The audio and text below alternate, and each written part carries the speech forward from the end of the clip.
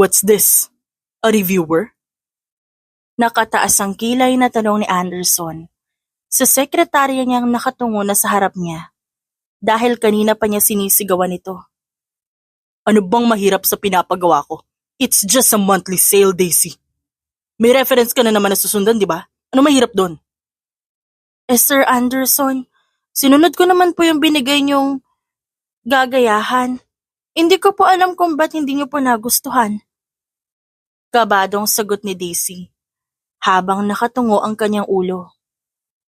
Kahit saan mo dalhin tong gawa mo, mare-reject to. Dagdag pa ni Anderson. Itinapon niya na lang bigla ang laman ng folder na pinagpuyatang gawin ni Daisy. Hindi ko alam kung bobo ka ba o sadyang mahirap ka lang umintindi. Isa-isang pinulot ni Daisy ang mga papel na nagkalat sa sahig. Nagbuntong hininga siya at minura niya ang boss sa isipan bago tumindig muli sa harap ni Anderson. I need that report within the day. Kapag di ko nakuha ang tamang sales report before 4:49 p.m., I'm sorry to say this, but you're fired. Because I don't need a useless secretary like you used to be. Tumikhim si Daisy. Tumunghay siya't sasagot na sana nang muling magsalita si Anderson. Get out of my office. And don't forget to bring your trash out. Sambit nito habang nakaturo pa sa pinto. Nakalabas si Daisy. Paglabas niya, nakasalubong niya ang matalik na kaibigang si Jomar. Tapos na mahal na araw Pero pang Biyernes Santo pa rin yung mukha mo. Anyari sa'yo? Ginawa ko naman lahat para lang ma-meet yung demand niya. Sinunod ko naman lahat ng gusto niya. Pero bakit ganun pa niya naging feedback niya sa gawa ko? Alam mo pang ilang araw ko itong pinagpuyatan tapos tatawagin niya lang basura? Sumusobra na siya. Inikot ni Daisy ang mga mata niya dahil sa pagkairita. Halos malukot na nga ang folder na hawak niya dahil sa higpit ng pagkakuyom niya sa kanyang mga daliri. Sinabihan na kita tungkol kay Sir Anderson, kaya pagpasensyaan mo na lang. Boss natin siya. Kaya wala tayong choice kundi lawakan ng pasensya natin. Hinaplos ni Jomar ang likod ni Daisy. Patingin nga. Tignan natin kung saan ka nagkamali para ma-check natin na maayos. Halika sa table ko. Ayoko na. Ani Daisy. Itinapon niya na lang bigla sa basurahan ang folder na hawak niya. Kung ano-ano masasakit na salita ang binitawan ni Sir Anderson kanina. Kung narinig mo lang yung mga sinabi niya, maaawa ka sa akin. Naawa nga ako sa'yo kaya gusto kitang tulungan. Halika na sa table ko. Kinuha ni Jomar ang folder na itinapon ni Daisy. Pinagpagpa niya ito. Huwag na nating ipilit, Jomar. Hindi siya marunong mag-appreciate sa mga efforts ng empleyado niya. Bobo pa yung tingin niya sa akin. So, kahit ano pa revise ang gawin ko, ibabalik at ibabalik niya rin yun sa akin. Gusto niya akong tanggalin bilang sekretarya niya, pero hindi ko hahayaang gawin niya yon. Naguluhan si Jomar sa tinura ni Daisy. Kaya nagsalubong ang magkabilang kilay niya. Ano ibig mo sabihin? Imbes na sisantihin niya ako, magre-resign na lang ako. Ako nang papatay sa kanya, buwisit siya. Hindi alam ni Jomar kung anong magiging reaksyon niya sa sinabi ng kaibigan. Kamot ulo siyang nagpalingalinga bago magsalita. Sira ulo ka. Umayos ka, baka may makarinig sa'yo. Bakit? Kahit ikaw, kung may pagkakataon ka, alam kong yun din ang gusto mong gawin. Pag yang si Sir Anderson, na dali ng riding in tandem, babait din yan. Bakas ang gigil ni Daisy sa boses niya. Habang nagkukwento, with matching action pa. Yang si Sir Anderson, masarap yun ipabugbog. Yung tipong titigil ka lang kapag nagmamakaawa na siyang tumigil ka na. Kasi, susunod na siya sa gusto mo. Hay, napaka-satisfying na i-imagine ang ganung bagay. Ikaw talaga. Pinalo ni Jomar ang noon ni Daisy. Sabi mo, hindi ka na magbambaldita kasi kailangan mo ng trabaho. Ba't gagawin mo yun? Pasaway ka. Yun namin na-manifest niya, di ba? Hindi porket boss siya, may karapatan siyang bastusin ang pagkatao ko. Pagod na nga ako unawain siya sa totoo lang. Hindi ko na alam kung saan pa ako lulugar. Hindi na nakapagsalita si Jomar. Nakita kasi niyang biglang lumabas si Mr. Sandoval mula sa opisina nito. Nakakainis ang lalaking yun, akala mo kung sino matalino. Dagdag pa ni Daisy. Hinawakan ni Jomar ang kamay ni Daisy. Ngumuso siya para lang ituro ang boss nila nakatayo sa likod ng kaibigan. Pero tila hindi ito nakakaramdam. Patuloy pa rin kasi ito sa pagsasalita na hindi maganda tungkol sa aroganting boss nila. Ano bang trip mo? Ba't gumaganyan ka? Nanghihingi ka ba ng kiss? Bumuntong hininga si Jomar. Napakamot siya ng ulo kahit hindi naman ito nangangati. How dare you curse me like that? Behind my back, Miss Avila. Ganyan ka ba pinalaki ng magulang mo? Kaya hindi ka marunong gumalang sa mga taong mas nakakataas sa'yo? Nakataas ang kilay na sambit ni Anderson habang nakakross sa magkabilang braso. Bahagyang umatras si Jomar. Ayaw niyang madamay sa galit ng boss nila dahil ayaw niyang mawalan ng trabaho. Sa pag-aakalang hihingi ng paumanhin ng kaibigan, hinayaan niya si Daisy. Dahan-dahang umikot si Daisy hanggang sa magtagpo ang tingin nila ni Anderson. Why don't you speak up and explain everything, Miss Avila? Why are you cursing me? Who do you think you are? Ikaw ba nagmamayari sa mundo? Tumikim si Daisy. Nilunok niya ang namumuong laway sa kanyang lalamunan bago sumagot. I'm not cursing you, sir.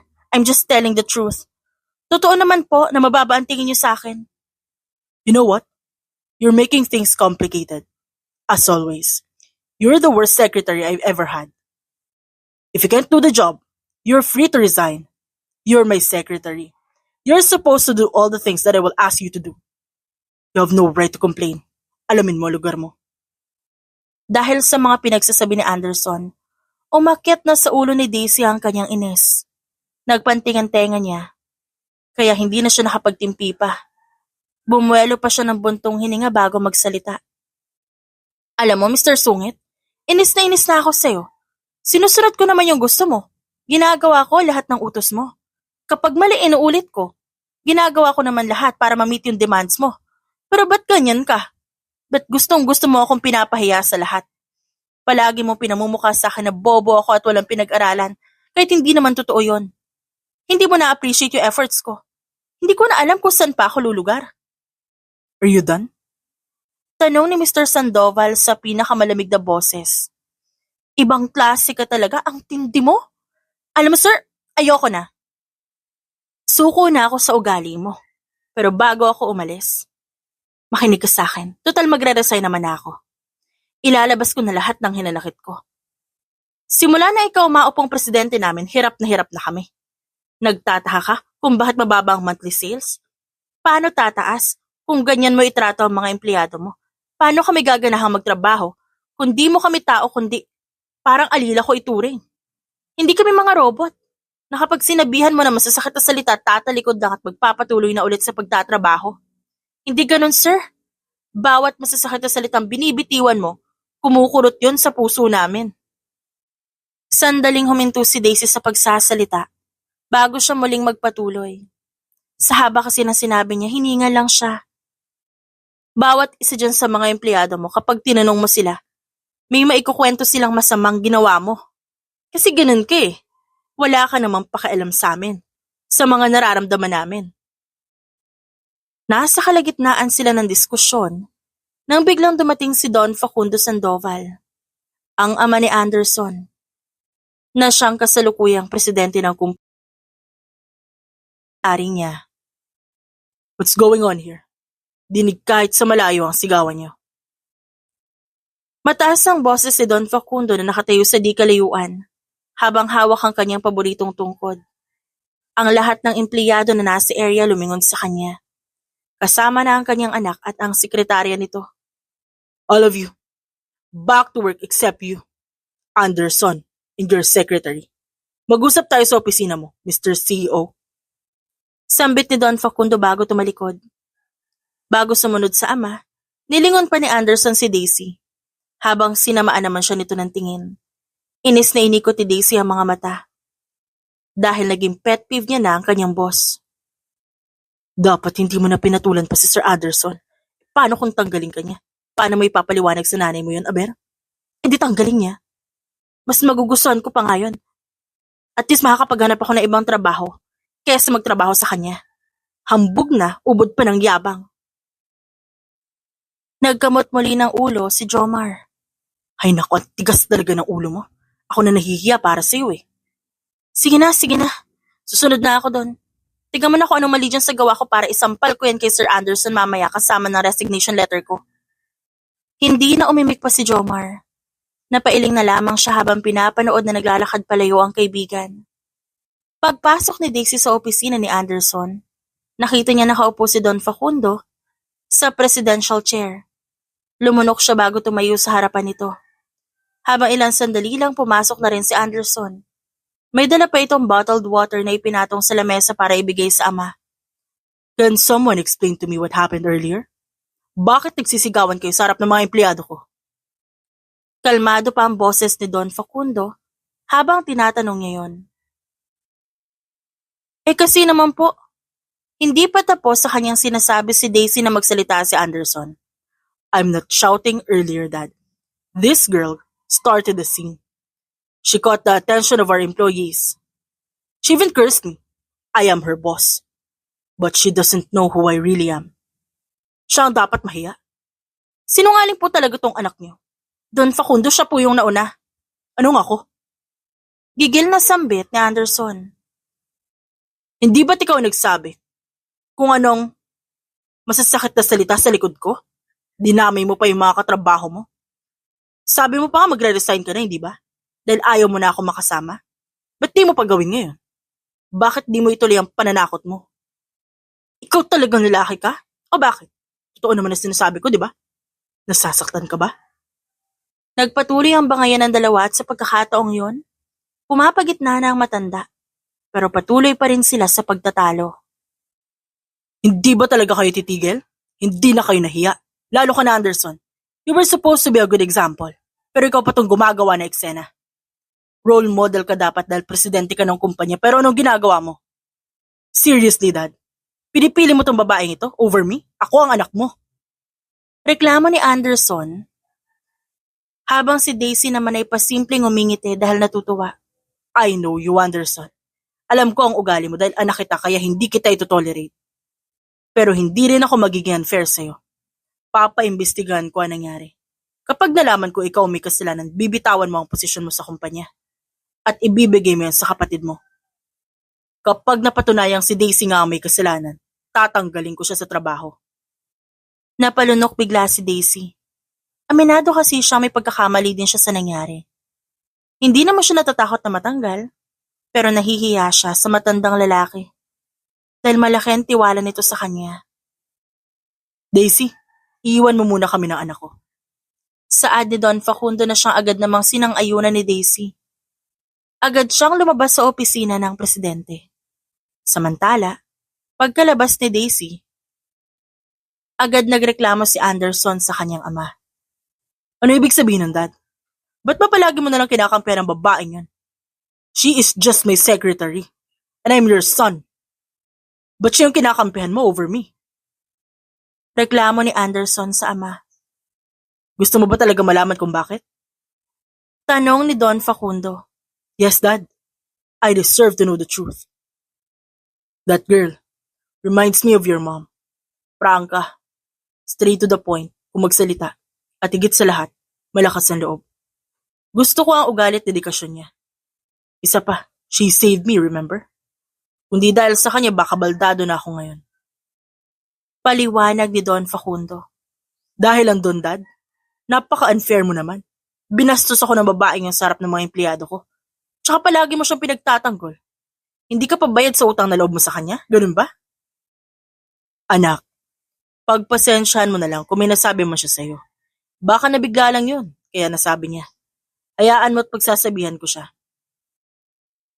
Wika ni Don Facundo habang pilit pinalalamig ang ulo ng anak. You don't have to do that. Kapag ginawa mo yun, para mo na rin siyang binigyan ng dahilan para bastusin ako ulit. Uulitin lang niya yung ginawa niya. Usal ni Anderson bago bumuntong hininga. Okay, fine. Papalampasin ko tong nangyari. I'll let you stay. Ganyan din si Daisy, but please, Anderson, huwag mo nang masyadong pahirapan ang sekretarya mo. Huwag ka kasing masyadong strikto at masungit para makagawa siya ng mas magandang output. Nape-pressure siya sa higpit mong magpakilos eh. Halos, 1 linggo ko nang pinapagawa sa kanya yung monthly sales, Dad. Mahirap pa magbilang ng tally at percentage. Marami rin siya mga business proposal na hindi na nagagawa. Dahil palagi siyang huli mag-submit ng report. Ubos na yung pasensya ko. Nasasayangan ako sa oras dahil sa kanya. Ang bagal kumilos. Baka naman wala siyang access na internet sa bahay. Isipin mo na lang yung mga posibleng rason kung ba't ganun ang performance niya. If you can't handle your secretary, ililipat ko na lang siya sa ibang department. Ilalagay ko na lang siguro siya sa research and development team. O kung saan may maluwag na workplace na malayo sa'yo para hindi na kayo magkagulo pa. Suggestion pa ni Don Facundo. That would be better, Dad. Palitan mo na lang ang sekretary ko. Pagsang-ayon na wika ni Anderson sa kanyang ama. Sige na, pag-iisipan ko muna kung saan ko siya ililipat. Pero bakit ka ba kasi galit na galit sa kanya? Are you into her? Are you serious, Dad? Ani Anderson sabay iling. You know how much I hate girls. Tapos sasabihin mo, I'm into her? I just don't like her. Tama ka, matapang siya. Pero matigas ang ulo. And I can't take her behaviors anymore. Period. Umiling na rin si Don Facundo gaya ng kanyang anak. Okay. I have to go. May iba pa akong kailangan puntahan kaya maiwan na muna kita. Ayusin mo ang trabaho mo, ha? Matapos sabihin ni Don Facundo ang mga salitang yon, tumayo na siya. Tinapik niya ang balikat ng anak bago umalis at lumabas ng nasabing opisina. Paglabas si Don Facundo, inis na napabuntong hininga si Anderson. That girl. I'll make her pay for this. Palagi na lang siyang kinakampihan ni Daddy. At hindi ako papayag na magstay pa siya dito nang matagal. Lumipas ang maghapon. Maraming salamat ha at tinulungan mo ako, Jomar. Kung di ko ito magagawa, baka tuluyan na ako mapaalis dito. Tsaka hindi ko rin ito matatapos kundi dahil sa'yo. Sambit ni Daisy kay Jomar na kasalukuyang nakatutok sa laptop screen at sinisave ang report na inayos nito. Di mo kailangan magpasalamat, no? Tulong ko na yun sa'yo. Kasalanan ko naman kasi. Dahil ako ang nag-invite sa'yo para mag-apply sa kumpanya na to. Tumikim si Jomar pagkatapos niyang magsalita. Anong ikaw? Hindi mo naman kasalanan kung may pagkasademonyo yung ugali ng mokong na yun, no? Ibang-iba ang ugali niya sa ugali ng daddy niya. Alam mo, sa totoo lang, hindi naman ganyan si Sir Anderson nun. Bago siya i-declare na president ng kumpanya na to. At pumalit kay Don Facundo, iba ang ugali niya. Mabait yan si Sir noon. Down to earth. At close siya sa lahat ng staff. Kwento ni Jomar, pinatay niya ang screen ng laptop na gamit niya bago humarap kay Daisy. Nagsalubong ang magkabilang kilay ng babae sa narinig. Kung ganun siya nun, ano nangyari? Ba't ibang-iba na ugali niya nung nag-apply ako at naging sekretarya niya? Ano yun, trip lang niya na magbago? Na gusto niya yun? Ganon? Yun ang hindi namin alam. Palaisipan pa rin sa lahat ng empleyado ang biglaang pagbabago ni Sir Anderson. How about Don Facundo? Alam niya ba ang dahilan? Kasi baka may malalim na rason kung bakit cold na si Sir Anderson. At kung bakit parang 24/7 siyang nireregla. Walang sino man ang naglakas loob na questionin si Sir. Lalo na ang kanyang ama. Ayaw naming matanggal sa trabaho namin. Tanging ikaw nga lang ang naglakas loob na pagsalitaan siya ng ganun eh. Ani Jomar. Napalunok ito pagkatapos magsalita. Bumuntong hininga si Daisy. Bigla tuloy ako na konsensya. Baka may mabigat na pinagdadaanan niyang si Anderson kaya ganun. Siguro nga. Pagsang-ayon na sambit ni Jomar sa kanya. Oo nga pala. May binanggit si Don Facundo tungkol sa kapatid ni Sir Anderson. Kilala niyo siya? Usisa ni Daisy. Bali-balita dito sa kumpanya na meron nga daw siyang kapatid pero never pa yun pumunta dito. Hindi namin alam ang dahilan kung bakit. Tumingin sa malayo si Daisy. Saka sinambit ang tanong na gumugulo sa isip niya. Bakit kaya? Nakakapagtaka lang na may kapatid naman pala siya na pwedeng tumulong sa kanya na palaguin tong kumpanya. Pero bakit mas pinili ni Don Facundo na pamahalaan ni Sir Anderson tong kumpanya ng mag-isa? Napaisip na rin talaga si Daisy. Gusto niyang malaman na nangyari sa kanyang boss. Kung bakit bigla na lang ito naging cold sa lahat. Mauna na ako. Kailangan ko pang ipasa tong final output ng report ko kaya maiwan na muna kita. Salamat sa tulong mo Paalam ni Daisy kay Jomar. O sige, ingat ka. Tumango na lamang si Daisy bilang tugon. Saka siya umalis na lang ang folder na ipapasa niya sa masungit nilang boss. Paglabas ni Daisy sa Research and Development Department, halos lahat ng mga katrabaho niya nakatingin sa kanya. Anong tinitingin-tingin niyo? Ngayon lang ba kayo nakakita ng maganda? Nagmamatapang na sambit ni Daisy. Saka inikot ang kanyang mga mata sa mga ito. Dumiretso na siya sa opisina ng presidente ng kumpanya nila. Dahan-dahan niyang itinulak ang pintong gawa sa salamin nang wala man lang pasabi. Pagpasok niya sa nasabing opisina, naabutan niyang nakaupo si Anderson sa presidential seat at nakatalikod sa pinto kaya hindi dito nakita ang pagpasok niya. Natigilan si Daisy na aksidente niyang narinig ang pag-uusap ni Anderson at nang kausap nito sa phone.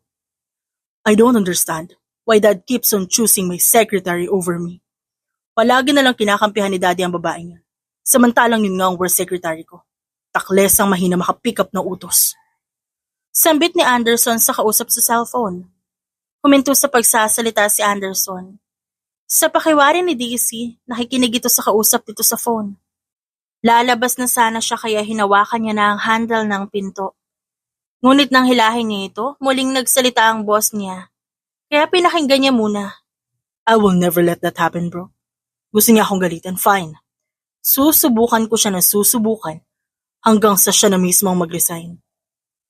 Nang marinig ni Daisy ang sinabi nito, agad siyang lumabas. Iritable siyang bumuntong hininga habang nakakuyom ang kamao. So yun ang gusto niya, ang mag-resign ako. Pwes, hindi mangyayari yun. Manigas siya sa paghihintay. Hinding-hindi ko siya susukuan. Magpatigasan na lang kami. Wika ni Daisy sa kanyang sarili. Sinabi ko pa man din sa sarili ko na magpapakabait na ako. Pero sinusubukan talaga ako ng antipati kong kumbos na yun. Kala niyo naman mapapasuko niya ako. Asa siya. Nang medyo bumaba na ang init ng ulo ni Daisy, dahan-dahan siyang pumasok muli. Tumikim siya bilang paramdam sa boss. Alam ni Daisy na narinig siya ni Anderson kaya ito humarap at binaba ang hawak na cellphone. Kanina ka pa dyan. Kalmado nitong tanong. Kapapasok ko lang po, sir. What do you need? Agad naglakad si Daisy palapit sa table ni Anderson. Sa kanya nilapag sa ibabaw nito ang puting folder na bitbit niya. Natapos ko na po yung report. Nandiyan na rin po yung backup copy at iba pang papers. Kapag may kailangan po kayo, tawagin niyo na lang po ako sa labas. Sambit ni Daisy. Tumango siya sa tumalikod. Akmang lalabas na siya ng pinto nang tawagin siya ng kanyang boss. This is okay. Next time, ayusin mo yung trabaho mo para hindi tayo umabot sa pagtatalo. Dahan-dahang humarap si Daisy sa masungit niyang boss. Saka siya tumango at ngumiti bago tuluyang lumabas sa nasabing opisina. Kinagabihan, O anak, ba't ka naglalakad? Wala ka bang pamasahe? tanong ni Dahlia, ang ina ni Daisy. May pamasahe ho ako. Gusto ko lang po talagang lumanghap muna ng hangin at maglakad-lakad. Matagal-tagal na rin ho kasi nung huli ako nakapaglakad ng gabi. May problema ba sa trabaho? Halika na sa bahay at pag-usapan natin yan. Sambit ni Dahlia sabay ngiti sa kanyang anak. Bumuntong hininga si Daisy. Wala namang problema. Pagod lang po talaga sa trabaho pero kaya pa naman po. Pasensya ka na anak ha? Ikaw patuloy ang sumasalbas sa pamilya natin. Imbis na ako ang nagtatrabaho para sa atin. Manaman, hindi ba't nasabi ko naman na sa inyo na hindi ko kayo pababayaan ni Bunso? Ako ang bahala sa inyo. Kaya wag na kayo mag-alala. Nakangiting saad ni Daisy. Umakbay siya sa kanyang ina at tinapik ang balikat nito. Matapos, tumungo sa balikat ng ina. Napansin ni Daisy ang kanyang damit na nakalagay sa basket sa gilid ng kanyang mama. Ang dami naman nito ma, saan niyo ba ito dadalhin? Malapit kila Jomar. Hindi na ako nagtawag ng tricycle kasi malapit lang naman. Nakauwi na yata si Jomar sa kanila. Ba't di nyo na lang siya tinawagan? Tanong ni Daisy sa ina. Anak, wala ka pa sa bahay kaya ang naisip ko, magkasabay kayong uuwi. Next time po, ma. Hintayin nyo na lang po ako makauwi. Para ako na lang magdala ng mga nilabahan nyo sa mga customer nyo. Alam nyo naman po na bawal kayo magbuhat ng sobrang bigat, diba? Wika ni Daisy sa kanyang ina. Ngumiti si Dahlia sa anak. Tinapik nito ang balikat ni Daisy bago magsalita. Sige anak, ngayon lang ito at hindi na mauulit. Dumiretso na sina Daisy at ang kanyang ina sa bahay ng may-ari ng labadang nilabahan ng kanyang ina. Tumatanggap kasi ito ng labada para pandagdag gastos nila.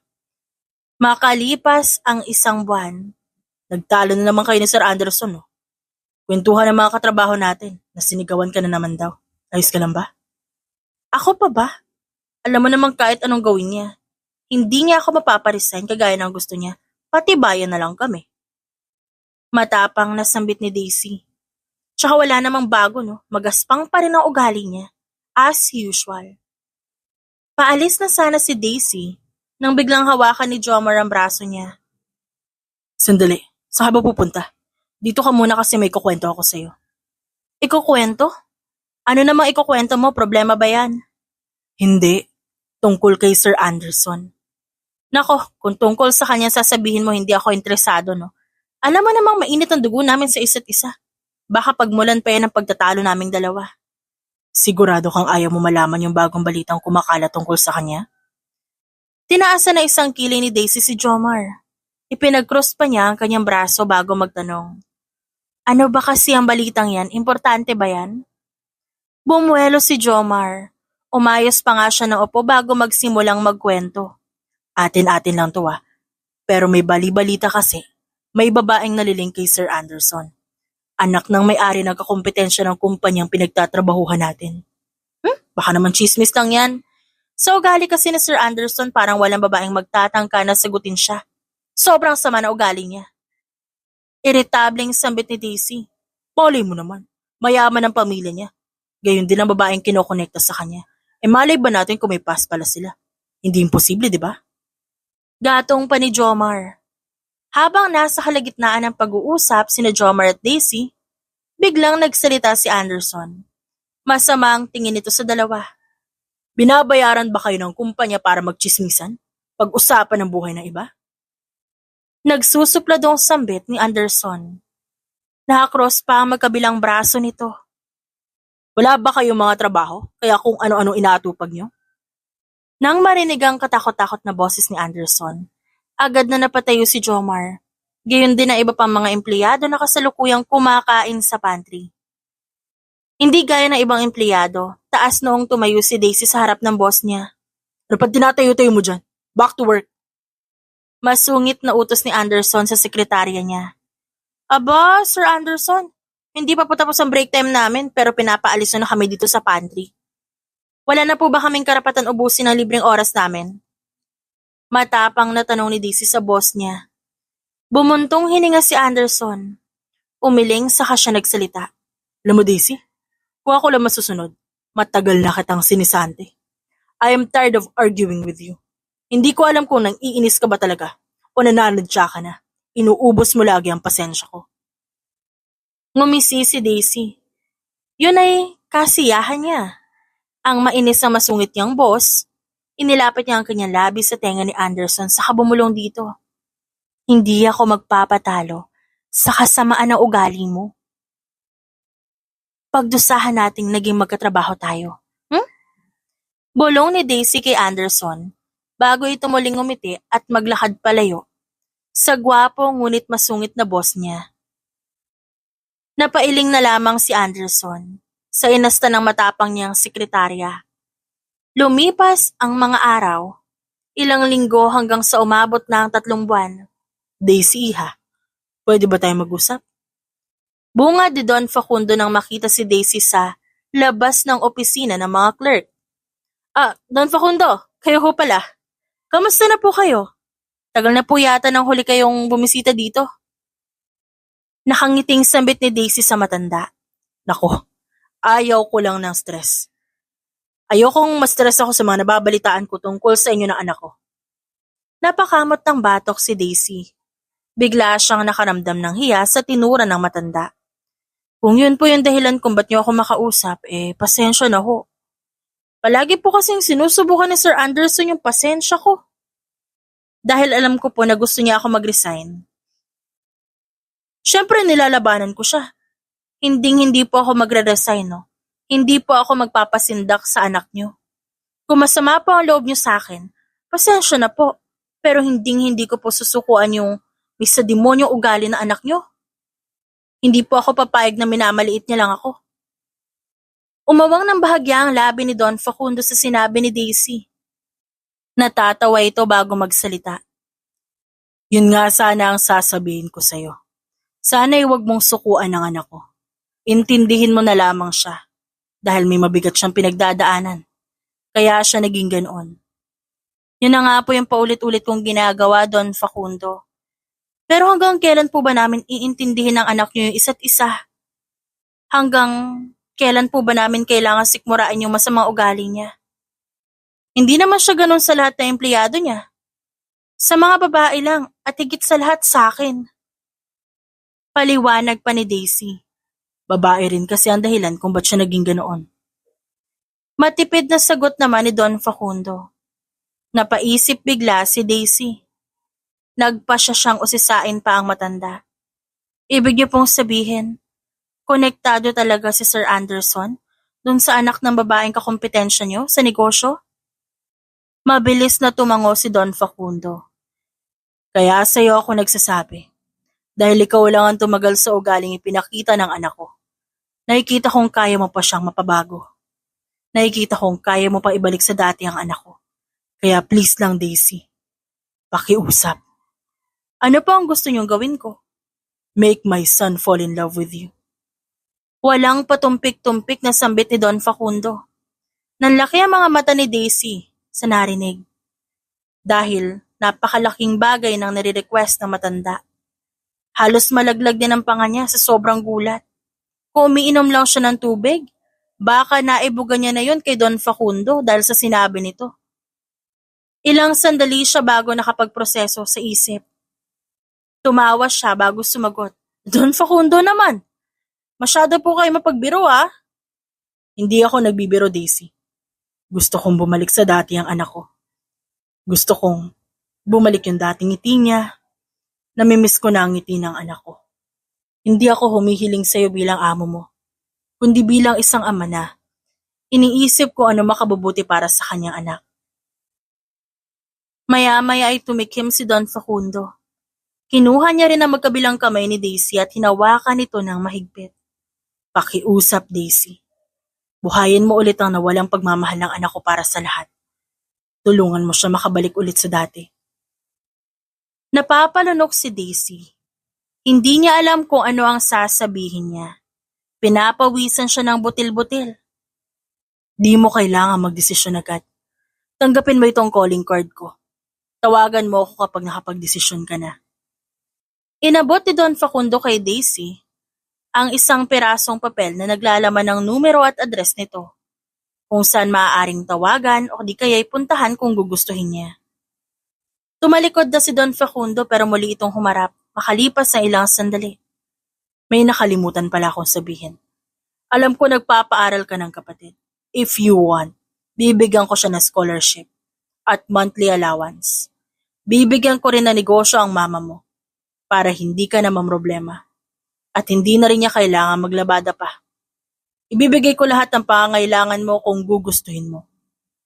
Sambit ni Don Facundo bago tuluyang tumalikod at umalis. Nang mawala sa paningin niya ang matanda, napabuntong hininga si Daisy. Sunod-sunod siyang lumunok habang iniisip ang alok at pakiusap ng matanda sa kanya. Makalipas ang isang linggo, Daisy, ang nanay mo! Sigaw ng isa sa kapitbahay nila Daisy. Kabababa niya lang sa sinakyan niyang tricycle dahil galing pa siya sa trabaho nang tawagin siya ng isa sa mga kapitbahay nila. Ano nangyari kay mama? Sinugod siya sa ospital kanina. Bigla kasi siyang nawala ng malay habang naglalakad niya sa kalsada. May bit-bit pa siyang bilao. Yung ginamit niya sa paglalako ng kakanin. Kakanin? Hindi ko alam na tinuloy niya yung pagbebenta doon. Nasaan siya? Saang ospital siya dinala? Sa ospital sa bayan. Doon mo sila puntahan. Doon sinugod ang mama mo kasama ang bunsong kapatid mo. Napalunok si Daisy. Tumango na lamang siya at nagbadali ng pumara ng tricycle para lang puntahan ang kanyang ina. Nang may humintong tricycle sa harap ni Daisy, agad siyang sumakay at inutos sa driver na dalhin siya sa ospital. Mabilis naman itong humarurot para lang makarating ng mas mabilis. Makalipas ang halos 10 minuto, nasa ospital na si Daisy. Pagkaabot niya ng bayad, kumaripas na siya ng takbo papasok sa loob. Nasa ward yung mama mo. Sambit ng nurse na pinagtanungan ni Daisy. Nagmadali na siya. Nang mahanap ang ward, agad siyang pumasok at tatagpuan ng kanyang ina na wala pang malay. At ang bunso niyang kapatid na nakaupo sa tabi nito. Bunso! Mahinang pagtawag niya habang papalapit sa kanilang ina at bunsong kapatid. Ate! Tumayo si Daryl. Kapatid ni Daisy mula sa kanyang kinauupuan. Mangiyak-ngiyak itong yumakap sa kanya. Ano nangyari kay mama? Bigla na lang siyang bumagsak sa harap ng bahay, ate. Naglilinis ako sa bahay nang tawagin ako ng kapitbahay eh. Ate, takot na takot ako. Ang daming galos ni mama. Nakuha niya siguro dahil sa pagbagsak niya. Kamusta siya? Ano sabi ng doktor? Overfatigue daw, ate. May diabetes na rin daw si mama kaya kailangan niya na ng maintenance. Ate, ayoko mawala si mama. Gagaling naman siya, di ba? Malalim na napabuntong hininga si Daisy. Maging siya ayaw din niyang mawala ang kanyang ina dahil mula nang iwan sila ng kanilang ama at sumama sa ibang babae. Tanging si Dahlia lamang ang nag-alaga at nag-aruga sa kanilang dalawang magkapatid. Kaya alam ni Daisy na mahihirapan siyang kayanin kapag nawala ang kanilang ina sa buhay nila. Kanina ka pa ba nagbabantay? Umidlip ka na muna para makapagpahinga ka. Ako nang bahala kay mama. Magpahinga ka na muna. Ani Daisy sa kapatid. Tinapik at hinaplos niya ang likuran nito bago niyakap. Magiging okay si mama. Wala tayong dapat ipag-alala. Great fighter kaya siya. Sana nga ate maging okay na si mama. Kapag pinagaling ni Papa God si mama, magpapakabait na ako, hindi na ako magpapasaway sa kanya. Marahang ginulo ni Daisy ang buhok ng bunsong kapatid bago ito tuluyang paupuin sa katabi ng kanilang ina. Dahil na rin sa matinding antok. Matapos, umayos na upo ni Daryl sa hospital bed, maya-maya'y humiga na rin ito at nakatulog. Si Daisy naman lumabas na muna at pumwesto sa bench malapit sa pintuan ng ward. Paano ko gagawa ng paraan ng pambayad namin sa ospital? Wala pang sweldo, wala rin akong ipon. Saan kamay ng Diyos ako hihiram? Walang ibang magawa si Daisy kundi huminga ng malalim ng sandaling yon. Pagod na nga siya sa trabaho na ospital pa ang kanyang ina.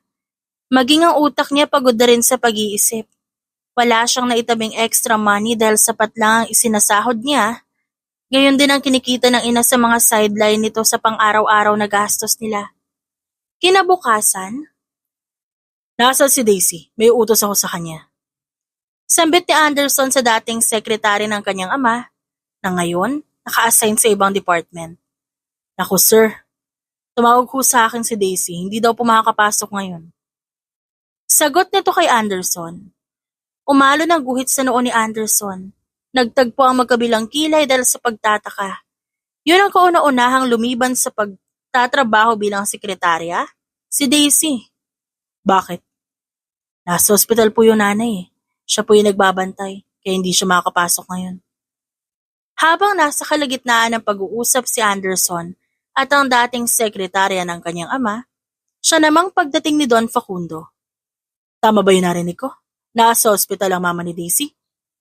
Tanong ng matanda sa dating sekretarya. Walang alinlangan itong tumango bilang tugon.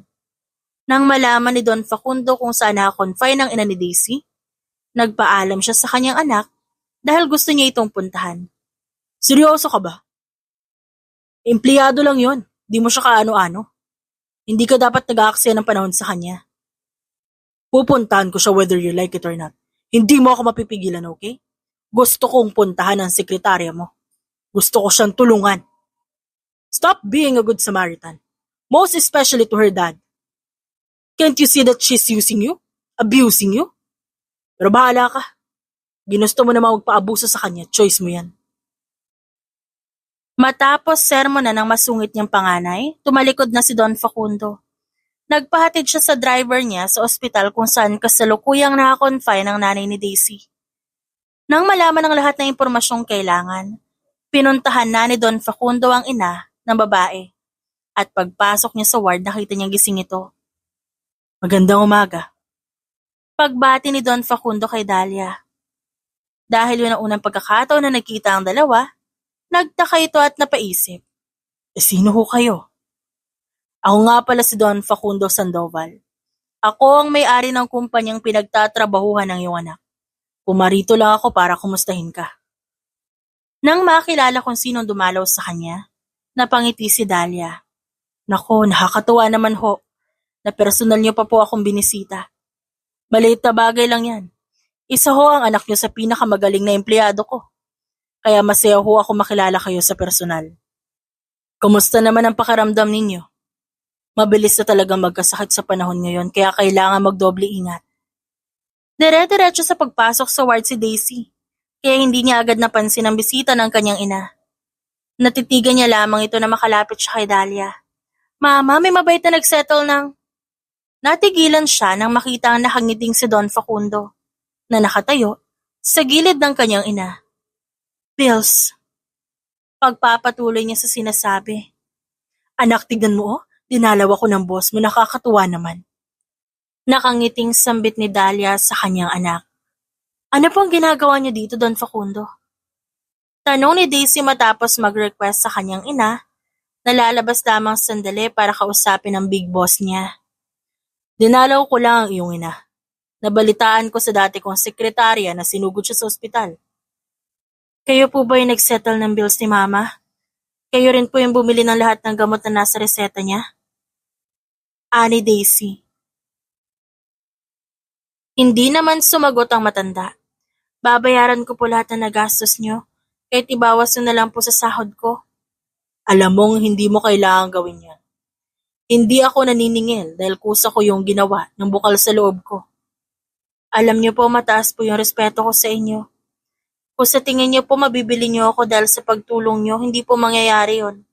Magtatrabaho pa rin po ako sa kumpanya at babayaran ko lahat ng ginastos niyo sa mama ko. Tatanawin ko pong utang na loob ang lahat ng ginawa niyong pagtulong. Taas noong sambit ni Daisy sa matanda. Kung iniisip mong ginagawa ko ito dahil sa hinihingi kong pabor, nagkakamali ka. Tumutulong ako dahil nais ko, dahil malapit ka sa puso ko. Kung hindi mo yun maunawaan ay pasensya ka na. Hindi na sumagot pa si Daisy. Lumunok siya at nagbuntong hininga. Saka siya tumalikod. Pero ilang sandali bago siya muling pumasok sa ward. Muli siyang humarap kay Don Facundo bago muling magsalita. Salamat po. Pero kung wala na po kayong kailangan, pwede na po kayo umalis. Ang bawat takbang niya papasok sa loob ng ward ay mabigat. Masakit para sa kanya na kausapin ang gano'n ng matanda. Dahil naging mabuti itong tao sa kanya.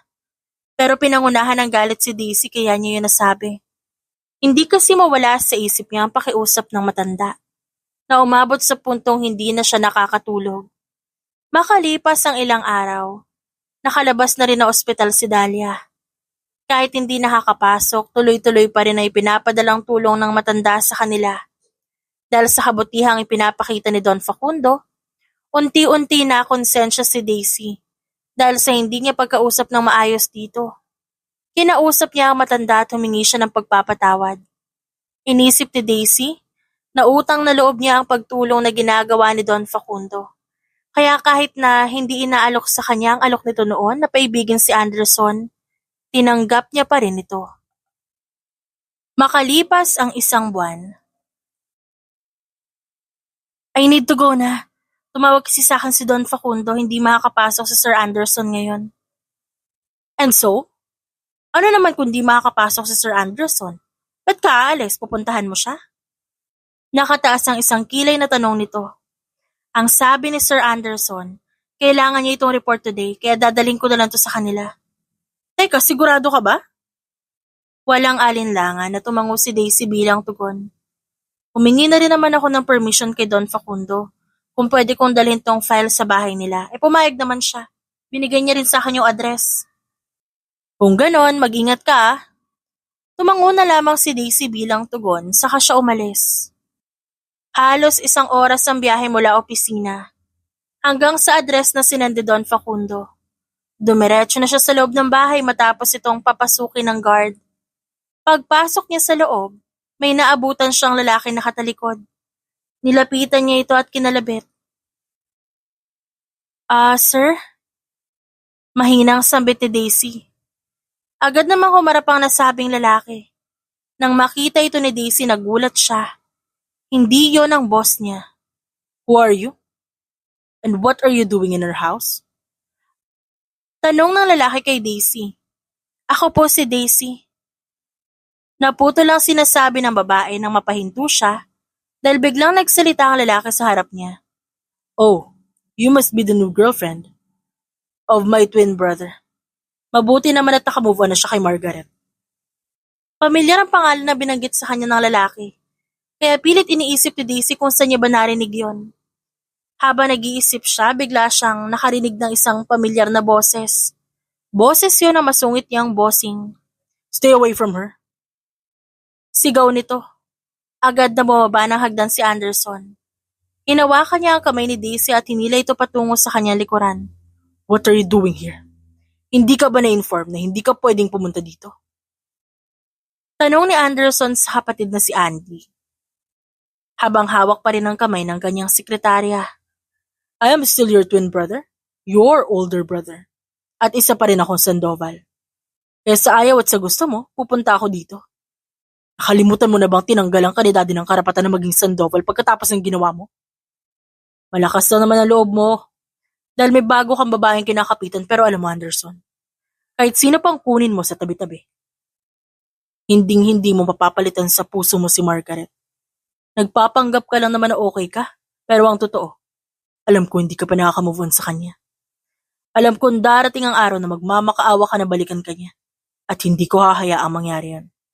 Hindi ko hahayaang maging masaya ang favorite child ni Daddy. Pagkatapos sabihin niya ni Andy, iritable niyang nilisan ang bahay ni na Anderson. Nang tuluyang makaalis ang kapatid ni Anderson, hinila niya ang kamay ni Daisy at hinarap ito. Ikaw naman, anong ginagawa mo dito? Sa paano mo nalaman ang bahay ko? Kumalma po kayo. Malumanay ang boses sa sambit ni Daisy. Huwag mo akong daanin sa ganyan. Sagutin mo yung tanong ko, anong ginagawa mo dito? Bumuntong hininga si Daisy. Tumikim muna siya bago magsalita. Nandito lang po ako para magdala ng report. Sir, hindi naman po sa nakikialam ako pero... Yung sinasabi ng kapatid niyo, yun po ba yung dahilan kung ba't ang sungit niyo? Ano po ba talaga nangyari? Sabihin niyo naman po saan para maintindihan ko po kayo. Hindi ko kailangan ng pag-intindi mo kaya umalis ka na. Lumunok si Anderson sa kamalalim na nagbuntong hininga. Hindi po ako alas hanggat niyo sinasabi. Bala kayo dyan. Iritabling inikot ni Anderson ang kanyang mga mata sa kanyang sekretarya. Inis siyang nagsalita habang nakatitig sa mata nito. You were invading my personal life. Dati iniinis mo lang ako, tas ngayon, gusto mong malaman ang nakaraan ko? Sekretary lang kita, so know your place. Nagkamot ng batok si Daisy at lumunok. Sir, gusto ko lang namang humalaman. Promise po, hindi ko sasabihin sa iba. Itinaas pa ni Daisy ang kanyang kanang kamay sa ayos ng panunumpa. Sabay ngiti sa nagsusungit na boss niya. At dahil nakukulitan na, wala nang choice si Anderson kung hindi ang magkwento dahil sa paulit-ulit na pamimilit sa kanya ni Daisy. Naupo siya sa baitang na hagdan sa tapat niya bago magsimula magkwento. We're not a perfect family. But one thing is for sure. We're living a peaceful life before it changes. Even if Andy was considered as the black sheep of the family, tinanggap namin siya kahit walang direksyon ng buhay niya. We're enjoying every single day that passed. Not until he did something unacceptable and unforgivable. Inagaw niya ang fiancé ko. I supposed to be married to the woman of my life. But she cheated on me with my own brother, my twin brother. Dahil sa revelasyong isiniwalat ni Anderson, ang laki ang mata ni Daisy. Hindi siya makapaniwala sa narinig. Ba't niya po ginawa yun? Kapatid ka po niya, di ba? Ayaw po ba niya na maging masaya ka? Umiling si Anderson. Ginawa niya yun dahil sa inggit. Sa aming dalawa kasi, ako ang palaging top honor sa school. Ako ang mas matalino. Ako ang mas magaling sa lahat ng bagay. Dahil doon, inakala niyang ako mas paborito ni Daddy. Akala niya, sa akin palaging pabor si Daddy pero hindi naman yun totoo. Sa kabila ng lahat ng achievements ko, siya pa rin ang palaging iniisip ni Dad. Huminto siyang sandali para basain ang nanunuyo niyang labi bago muling nagpatuloy. Hindi niya alam na palagi siyang iniisip ng aming ama. Laging natatapakan ng ego ko dahil kahit anong effort ko, hindi magawang ma-appreciate ni Dad kahit lahat ng achievements sinakot ko na. At si Margaret, ang babaeng pinakamamahal ko. Siya ang ginamit niya para saktan ako. Sobrang sakit nun para sa akin, Daisy. Parang dinurog ang buong pagkatao ko. Dahil sa ginawa niya ngayon, hanggang ngayon nagsasuffer pa rin ako. Nasasaktan pa rin ako sa tuwing naaalala ko yung ginawa nila. Upang hindi mahalata ng kanyang sekretarya, agad na pinunasan ni Anderson ang luha na tumulos sa kanang mata. Ayaw niyang ipakita ang kanyang soft side dito. Alam mo, Sir Anderson, okay na ako na kwento mo sa akin ang isa sa pinakamasakit na nangyari sa buhay mo. Ngayon nauunawaan ko na kung ba't gano'n ang ugali mo. Nauunawaan ko na ngayon ang dahilan mo. Sorry ho, kung naging makitid yung utak ko. Imbis na unawain kita, sinuway pa kita at nilalabanan. Iniikot ni Anderson ang kanyang mga mata kay Daisy. Ngumisi siya bago nagsalita. Huwag mo akong kaawaan at bigyan ng simpatya. Sisisantihin talaga kita, sige. Banta ni Anderson pero tinawanan lamang siya ni Daisy. Inabot ni Daisy ang magkabilang kamay nito. Nang tignan ni Anderson ang ginawa niya, nagsalubong ang kilay nito. What are you doing? Kalimutan mo muna sa isip mo na sekretary mo ako na lagi mong kaaway. Kalimutan mo muna ang kilala mo ako. Consider me as a stranger at this moment. Sabihin mo lang lahat na hinanakit mo. Hawakan mo yung kamay ko, ipikit mo yung mata mo, at kapag okay ka na, pwede mo nang bitawan yung kamay ko. Nag-aalinlangan man dahil hindi siya sanay, ginawa pa rin ni Anderson ang sinabi ni Daisy. Pumikit siya at hinawakan ang magkabilang kamay ng kanyang sekretarya. Mainit ang kamay nito. Sakto na para ibalik ang sigla ng malamig na puso ni Anderson. Ilang minuto silang nanatili sa ganon. At pagmulat ni Anderson ng mga mata niya, unang sumilay ang mukha ni Daisy. Nakangiti ito habang nakatitig sa kanya. Kamusta? Mabigat pa ba? Tanong nito. Umiling si Anderson. Indikasyon na kahit papaano, nabawasan ng kahit konti ang mabigat na pasanin na kay tagal niyang dinadala. Tumayo na si Daisy at ngumiti. Bago nagpaalam, Sir Anderson, babalik na po ako na opisina. Pakicheck niyo na lang po yung folder na nakapatong sa mesa sa living room. Kapag po may kulang o may problema at gusto niyo po ipabago, tawagan niyo lang ho ako. Kinuha na ni Daisy ang bag niya at unti-unting naglakad palabas. Hindi pa siya tuluyan nakakalabas sa pinto nang tawagin siya ni Anderson. Maraming salamat, Daisy. At pasensya na rin sa lahat na nasabi ko sa iyo noon. Talagang binalot ng galit at sama ng loob ang puso ko, kaya ako naging ganon. Ngumiti si Daisy. Napakasarap naman pong pakinggan yan mula sa'yo. Napakasarap din pong makita na ngumiti kayo. Maraming salamat talaga. Huwag kang mag-alala, babawi ako. Para naman hindi mo isiping masama akong boss. O di kaya demonyo. Napatawa si Daisy sa sinabi ng kanyang boss. Maliit na bagay lang naman po yung ginawa ko, sir. Tsaka, huwag po kayong mag-alala, naintindihan ko po kayo. Masaya naman po ako makatulong. Maraming salamat ulit. Tumango si Daisy bilang tugon. 3 buwan na rin ang nakalipas. At sa 3 buwan na yon, talaga namang napakalaki ng pinagbago ni Anderson. Hindi na mainitin ang ulo nito. Napapadalas din na makita sila magkasama. Hindi rin makapaniwala ang mga katrabaho nila dahil hindi na sila nag-aaway. Okay rin naman pala yung pagkain dito sa pantry, no? Sambit ni Anderson habang kinakain ng waffles na may cheese flavor. Ba't naman po kasi hindi nyo sinubukan tikman ng mga pagkain dito? Mas pinipili nyo pa pong mag-order sa mga 5-star restaurant kaysa tangkilikin yung pagkain ng opisina nyo? Ayoko makihalubilo sa iba. Mas ginaganahan ako kapag mag-isa akong kumakain sa loob ng opisina. Nginuya ni Daisy ang natitirang pagkain sa kanyang bibig bago siya nagsalita. Ganon ba, sir? Kung ganon, mula ngayon, sabay na tayong kumain dito sa pantry. Kapag di ka sumabay, edi ilibre mo ako na isang full meal. Napakamot ng ulo si Anderson. Napapailing na lamang siya sa mga sinasabi ni Daisy sa kanya. Ilang sandali pa nang magring ang cellphone niya, agad naman siya nagpaalam kay Daisy para sagutin ang emergency call. Nang makaalis si Anderson, agad na lumapit si Jomar sa kinauupuan ni Daisy. Tinukso-tukso siya nito. Ikaw ba't kasama mo si Sir Anderson? May namamagitan na ba sa inyo? Mapang-asar na sambit ni Jomar sa matalik na kaibigan. Inikutan siya ni Daisy ng mata. Pinagtaasan pa ng kilay pagkatapos. Masyado kang OA. Kumakain lang, may namamagitan agad. Ang dumi naman ng isip mo. Sus, Daisy. Bata pa lang tayo, magkakilala na tayo. Ultimo paligo nun, sabay tayo eh. Ngayon ka pa talaga naglilihim? Ikaw talagang bakla ka, itsasera ka. Wala na mamagitan sa amin, no?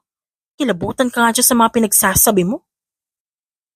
Basta Daisy kung ano man meron sa inyo ni Sir Anderson, ako ang pinakaunang magiging masaya para sa inyo. You fought this far. Sayang naman kung di kayo magkakatuluyan, di ba? Sira ulo to. Bahala ka nga dyan, panira ka ng mood. Lumipas ang mga araw. Linggo hanggang ilang buwan. Dahil sa halos araw-araw na magkasama, lumalalim ang ugnayan nina Anderson at ng sekretary niyang si Daisy. Sa katunayan ngay, laman sila ng kwentuhan ng mga empleyado. Gayon din sa ibang kumpanya. At dahil doon nakarating ang balita kay Margaret at sa mga magulang nito na siyang kalaban nila sa negosyo. Where's your boss? Masungit na bungad ni Margaret habang paibabang tinitignan si Daisy. Nasa business meeting po. Sino po ba kayo? May appointment po ba kayo sa kanya? Ba't ba ang dami mong tanong? Hindi mo ba ako kilala? Nagtaas ng kilay si Margaret sa kanya. Umiling naman si Daisy bilang tugon.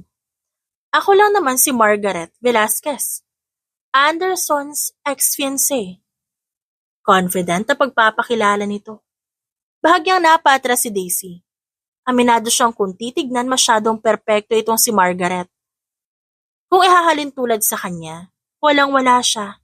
Bukod kasi sa ubo dito ng ganda, anak mayaman pa. Kung wala ka nang sasabihin, lumayas ka na sa harap ko. Nagmamaldit ang sambit ni Margaret. Inikutan niya ito ng mata, bago tinalikuran. Dumiretso sa loob ng opisina ni Anderson, at doon piniling hintayin ang dati niyang fiancé. After an hour, what are you doing here? Gulat na sigaw ni Anderson na makita ang ex-fiancé na nakaupo sa presidential chair. Did you miss me? Umalis ka na kung ayaw may pakalad ka dito sa guard. Ngumisi si Margaret. Really? Kaya mong gawin yan sa ex-fiancé mo? Para namang wala tayong pinagsamahan yan. Saan ka ba kumukuha ng kapal na mukha para magpunta dito? Talaga bang tinakasan ka na ng katinuan? I heard the news about you, Anderson. Seriously, I can't believe that you're flirting with some nobody. Hindi ako na-inform na mahilig ka na pala sa mababang uri ng nilalang. Don't you dare talk to her like that. Siguro nga. Hindi siya kasing level mo. Hindi siya mayaman na kagaya mo. Pero alam mo ba, yun lang ang lamang mo sa kanya. Dahil yung pagiging mayaman mo lang ang may pagmamalaki mo. So, you're choosing her. Pipiliin mo siya over me. Yes! Walang katapusang oo. Gaya ng pagpili mo lokohin ako over my brother. Lasing ako nun, Anderson. Hindi ko ginusto yon. 3 beses yung ginawa. Tapos sasabihin mo hindi mo sinasadya. Hindi ako tanga. Hindi ako pinanganak kahapon, Margaret. Sinubukan ko naman bumawi, hindi ba? Humingi ako ng chance sa'yo pero ikaw to nagdamot. Ikaw tong pinagtulakan ako palayo. Alam mo, Margaret, maintindihan ko pa kung sa ibang lalaki. Pero sa sarili kong kapatid. Huminto sandali sa pagsasalita si Anderson bago muling magpatuloy. Alam mo ba kung gaano kasakit yun? Pinagkatiwalaan ko kayo pareho, pero anong ginawa niyo? Niloko niyo ako. I'm sorry. Umalis ka na. Padabog na lumabas ng opisina ni Anderson si Margaret. Paglabas niya, nakita niya si Daisy na papasok sa opisina ni Anderson, na may dalang puting folder kaya nilapitan niya ito. Ikaw ang secretary ni Anderson, di ba? How dare you steal my ex-fiancé away from me? Binalak na sampalin ni Margaret si Daisy. Buti na lamang nahawakan pa ni Anderson ang kamay niya. Isang beses ko na lang sasabihin na umalis ka. Kapag di mo pa ginawa, ipapakalad ka na kita sa gwardya. Galit na wika ni Anderson.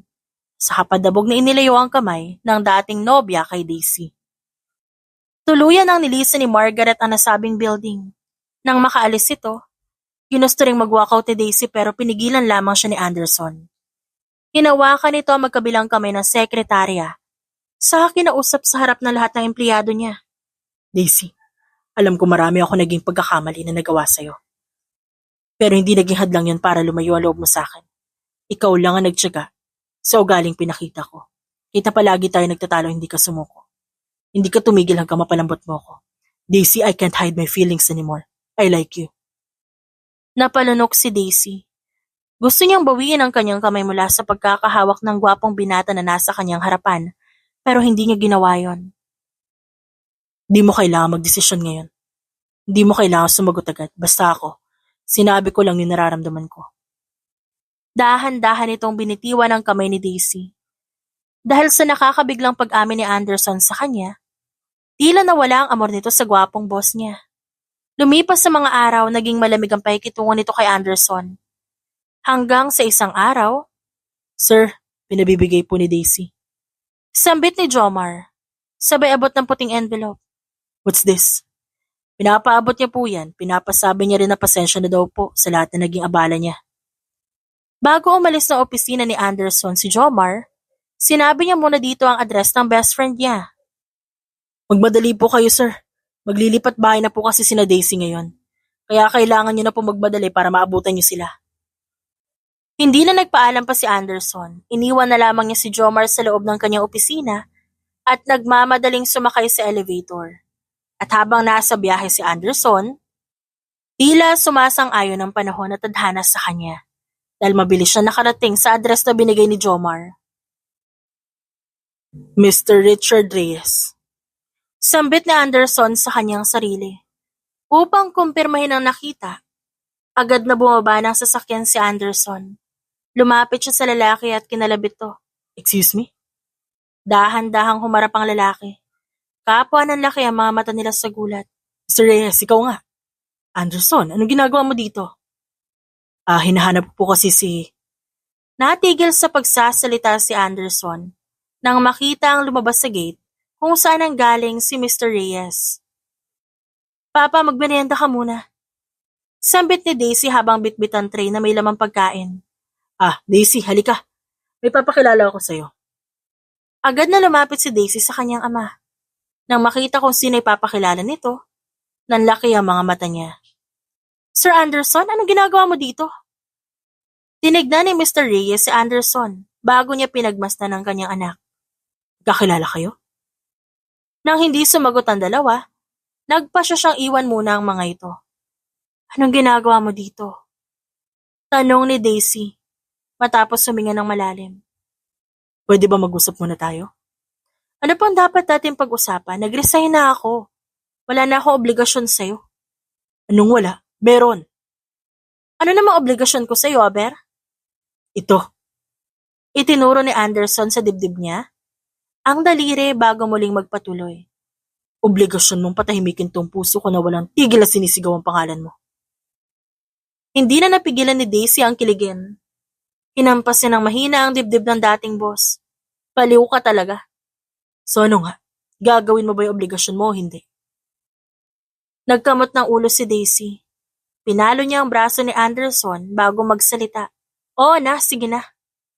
Anong oo na, sige na? Papayag na akong gawin yan, pero may isang kondisyon. Anong kondisyon? Ligawan mo muna ako. Pagkatapos nun tignan natin kung ako pa rin ba yung gusto niyan. Sambit ni Daisy sabay hagalpak ng tawa. At titignan din natin kung pareho ba tayo ng sinisigaw. Titignan ko kung isisigaw din ba ng puso ko yung pangalan mo. Ikaw talaga. Ginulo ni Anderson ang buhok ni Daisy. Saka kinurot ang pisngi nito. I will make you the happiest woman. Pagkasabi ni Anderson noon, nilapitan niya si Daisy at niyakap ng mahigpit. Hindi naman ako makahinga. Kumalas ka na nga. Nahihiya na ako eh. Maya-maya, nagkaroon naman ng maikling katahimikan. Biglang napaisip si Anderson. Teka nga pala, ba't di mo sinabing tatay mo si Mr. Richard Reyes? Bigla tuloy ako nahiya sa mga ginawa ko sa'yo. At oo nga din pala, paano man nakilala yung papa ko? Siya ang may pinakamalaking shareholders ng kumpanya. Ba't kasi wala sa resume mo ang pangalan ng papa mo? Separated kasi sila ng nanay ko. Kailan lang nung nagkabalikan sila. Nakakatuwa nga eh. Hindi pala totoong sumama sa iba si papa. Umalis pala siya para magpayaman at bumawi sa amin. Medyo matagal nga lang, pero okay lang. Bumabawi naman siya sa lahat ng oras na nawala. Nakangiting kwento ni Daisy. Mabuti naman kung ganon. Mabuti at nasa maayos ng pamilya mo. Sandaling tumahimik si Daisy para magbuntong hininga. Habang si Anderson nakatingin lamang sa kanya. Ikaw ba? Kailan ba kayo magkakaayos ng pamilya mo?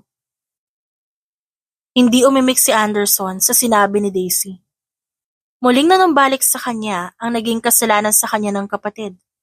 Huwag na lang natin pag-usapan. Bakit hindi? Hindi ba't sabi mo na mahal mo ko? Na ako ang gusto mo? Kung talagang totoo ang sinasabi mo, ang kondisyon ko bago maging tayo, gusto ko kalimutan mo lahat ng masamang nangyari sa buhay mo. Gusto ko, patawarin mo na yung sarili mo. At kung kaya mo, sana mapatawad mo na rin yung kuya mo. Kasi magkapatid pa rin kayo. Iisa lang yung dugong nananalaytay dyan sa katawan nyo. Darating din tayo dyan, Daisy. Pero sa ngayon, pwede bang tungkol muna sa ating yung pag-usapan natin? Mas gusto ko kasi yon. Walang pagtangging tumango si Daisy. Sa kanya niyaya si Anderson na pumasok sa loob ng bahay. Habang di pa tapos ang paglalabas ng kanilang gamit para sa paglilipat. Makalipas ang 6 na buwan, Anderson anak, kailan mo ba iimbitahin si Daisy dito sa bahay? Para naman makasabay natin kumain ng pamilya niya. Para naman hindi palaging tayong dalawa lamang ang nakaupo dito sa hapag. Hindi ba nobya mo na siya? Why don't you ask her to come and join us? Bago natin hilingin makasabay ang buong pamilya ni Daisy, pwede bang pamilya muna natin? Sambit ni Anderson na may ngiti sa kanyang labi. Naguluhan man si Don Facundo, pero ngumiti pa rin siya sa anak. Ano ibig mong sabihin, anak? Hindi kita maintindihan. Ilang sandali pa may dahan-dahang naglalakad patungo sa kusina. Isang hindi inaasahang bisita ang dumating. Dad. Andy. Gulat na wika ni Don Facundo. Kahit medyo hirap ay nagmadali siyang tumayo para lang lapitan at yakapin ang panganay na matagal niya na rin hindi nakita. Dad, masaya ako nakabalik na ako dito ulit. Nang marinig ni Don Facundo ang sinabi nito, nilingon niya ang bunso niya at hinintay ang sasabihin nito. Nang ilang minuto na ang nakalipas, pero hindi pa rin nagsisimula ang away sa pagitan ng kambal, nagtanong na si Don Facundo. May hindi ba kayo sinasabi sa akin? Parang nakapagtataka na hindi kayo nag-aaway ngayon. Tumayo si Anderson at lumapit sa kanyang ama at kapatid at tinakbayan ang mga ito. Napakaluwag sa dibdib na magpatawad, sa totoo lang. Kung ang Diyos nga kahit gaano kabigat ang kasalanan natin pinapatawad tayo. Ako pa kaya na tao lang. Di ba, Kuya Andy? Agad sumang-ayon ang kanyang kapatid at masayang-masaya si Don Facundo dahil nakita niya muli na magkasundo ang kanyang mga anak. Sa paglipas ng mga araw, naging masaya si Anderson at Daisy sa kanilang relasyon. Kapwa sila suportado ng kani-kanilang pamilya. Dahil anak pala ng shareholder ng kumpanya si Daisy, nag-resign na talaga siya bilang sekretarya ni Anderson. Nagkaroon na siya ng mataas na posisyon sa kumpanya at tinulungan niya sa pagpapatakbo ang kanyang nobyo. Nagtatrabaho na rin sa kumpanya si Andy. At si Don Facundo mismo ang nagtitrain dito. Makalipas ang ilang taon, mula nang sinagot ni Daisy si Anderson, alam ko na hindi ikaw ang unang inalayan ko ng singsing. Pero sa'yo ko lang naramdaman ang pagmamahal at pagpapahalaga na hindi ko naranasan sa nakaraan ko. Ngayon, Daisy Avila Reyes, please be my wife. I want to be with you for the rest of my life. Lumuhod si Anderson at tinukot sa kanyang bulsa ang isang kahon na matagal niya nang binili. Will you marry me, Daisy? Hindi nagdalawang isip si Daisy, agad niyang inilagay ang kanyang kamay sa harapan ng lalaki na nakaluhod sa harap niya. Si Anderson Sandoval na tong nakaluhod sa harap ko? Tatanggi pa ba ako? Sambit ni Daisy sabay tawa. Napatawa na lang din si Anderson sa sinabi niya. Matapos itong isuot ang singsing sa kamay ni Daisy, agad siyang tumayo para yakapin ang dati niyang sekretarya na ngayon ay fiancé niya na. Hindi na pinatagal pa ni na Anderson at Daisy ang kanilang kasal. Eksaktong 3 buwan mula na mag-propose si Anderson, nag-isang dibdib na rin sila at nanumpa sa simbahan. Dahil sa kasalang naganap, nagkapatawaran ng lahat. Nagkaayos din si Anderson at Margaret. Sa katunayan nga'y engaged na rin ito sa nakatatandang kapatid niyang si Andy at balak na magpakasal sa pagpatak na eksaktong bagong taon. Ilang buwan makalipas ang kasal ni Anderson at Daisy, nagbunga ang kanilang pagmamahalan ng isang batang babae at pinangalanan nila itong Lily na nagmula sa pangalan ng isang napakagandang bulaklak. The end.